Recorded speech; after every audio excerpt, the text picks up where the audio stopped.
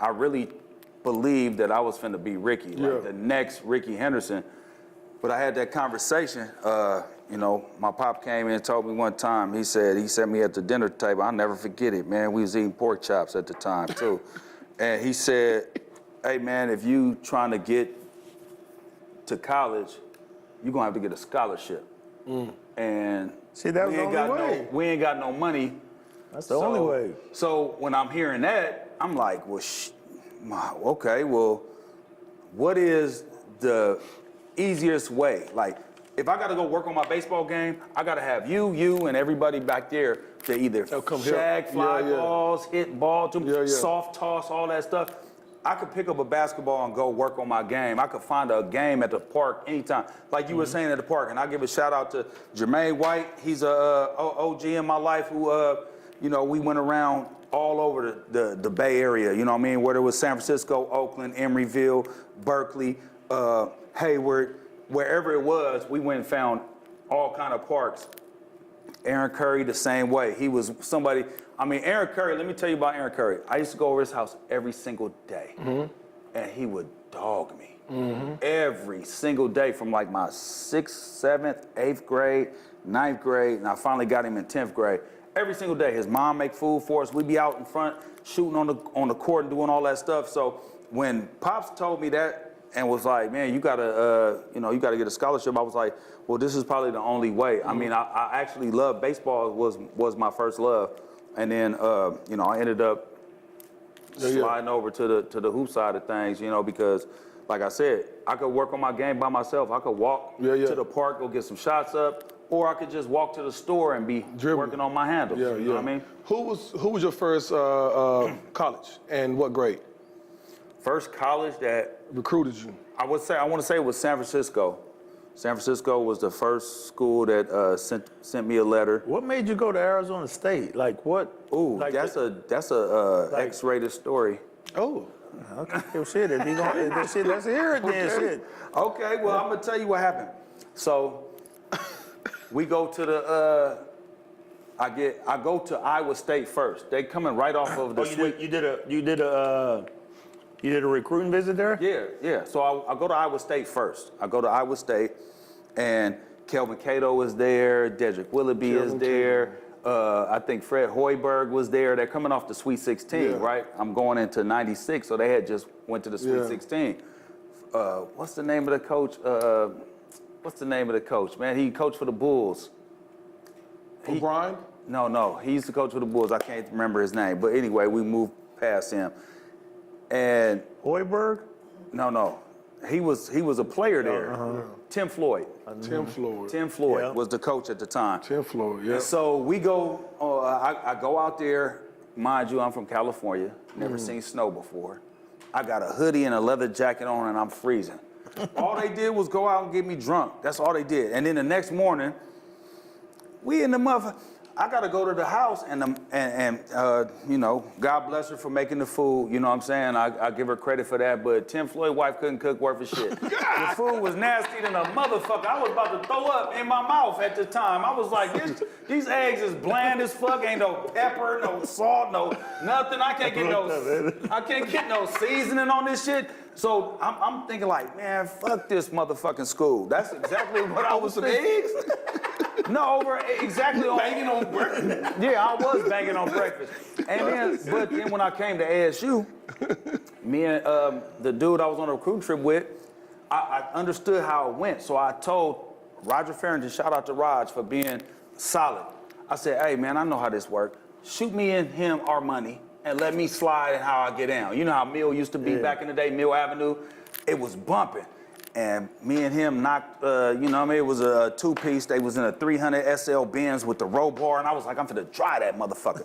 And I sure in the fuck did. Got in that thing, drove it, and we went back and did what we did. And that's what made you go there? Because I knew I was gonna be able to hook. Bill Frieder also said, by the time you leave here, you'll be an all Pac-12 player. I believe in you. Pac-10. Yeah, Pac-10 player. I believe in you. He said, you're probably the second, this is what he said to me at the time, you're the second best shooter after Glenn Rice. He said, I coached Glenn Rice, you're the second best shooter that I ever seen. You know what I mean? And so that made me, like, I believed in him. But then also the part, I was like, ooh, Okay, this shit is. I'm gonna turn up on this easy. Okay, bet. So I slid up. You know what I mean? That's how I ended up at ASU. Yeah, literally. That's exactly how I ended up there. My story, I mean, is don't even tell us about compare. I had one scholarship offer. I was a late bloomer, man. I was always tall and skinny, and I just wasn't as good as my friends who went to the Power 5 schools, but I competed. I was that guy who I ain't gonna back down. I'm with everything. I'm a fight, but I may not be as good, but I'm a So you was found a lot then. That's what it sound like. Sound like he was a hack for sure. I was that dude at the Y. I could always shoot. My handle was shaky and my defense was solid. Tell us the route you had to take. I mean, it's not. I mean, like you get a lot. You get a lot of different routes that people take. You know, like some are easy, some are tougher. I mean, but you still made what you had to do. So kind of give us the route that you had. Every kid has this dream of playing in the league, right? But when you get 17, 18, you realize, okay, I got one scholarship. It probably won't happen. And man, I had one scholarship offer to an NAIA school. And when they came to my house, I was gonna sign regardless. I don't care what he said. I won't pay for school. But I asked him, could I redshirt my freshman year? And he gave me this strange look and said, most kids don't want to redshirt, they want to play. I said, well, I want to finish college with my master's degree so I can jump right into coaching. So that's the reason why you went to redshirt? Yep. So I finished my master's after my eligibility was finished, so I was going to go right into coaching. And then I started getting bigger, better, started jumping way higher, and before you know it, I'm leading the country in scoring, all these different accolades, and first team All-American, and it's at the NAIA level. What you average? Like 22. 22? Yeah, 22, 6, and 5. You know, I would shoot that thing too, but anyway. So peep this. I called Marty Blake. You know, you guys remember Marty Blake, the head scout of the NBA. I called him and I got in touch with him. And I asked him, hey, the PIT is coming up. Can I get invited to it? I'm a senior. What's the PIT? The Portsmouth Invitational Tournament. Portsmouth, okay, yeah. For those who don't know, it's like a senior bowl for basketball, but it's only for seniors. I told him my numbers, my accolades. Well, your level is too low. Thanks, but no thanks. Bro, I cut grass, I babysat. Anything I can do to raise money, I raised money to go out to Virginia with a dusty ass suit on. I had one suit for the whole week. I stayed at a crummy motel. He was out there looking like Beetlejuice. And bro, I had a backpack full of tapes and bios, not DVDs. Those weren't invented yet. Right. Tapes and bios, and I'm sitting at the gym every day. So the PIT, the back part is all scouts. You got fans, and I sat right here where it's roped off, where they gotta enter and exit.